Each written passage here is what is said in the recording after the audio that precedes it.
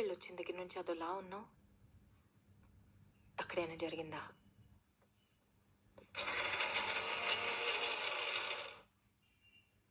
అసలేమైంది చెప్పు. ఊర్లో ఒక అతను పరిచయం అయ్యాడని చెప్పారు కదా, అతను నాతో చాలా ప్రేమగా ఉన్నాడు. నాతో మాత్రమే కాదు, అందరితోనూ అంతే ప్రేమగా ఉన్నాడు.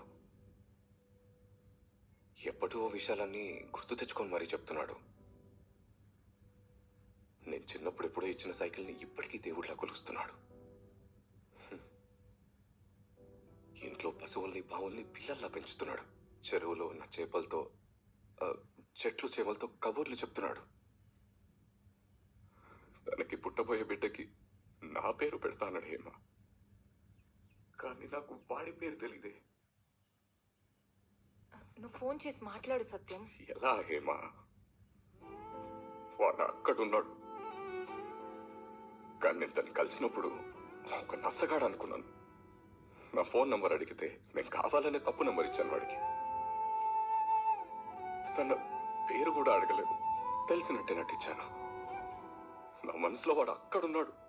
వాడి ముందు నేనే నేను ఫోన్ చేసి సారీ చెప్పాలన్న సిగ్గుగా ఉంది.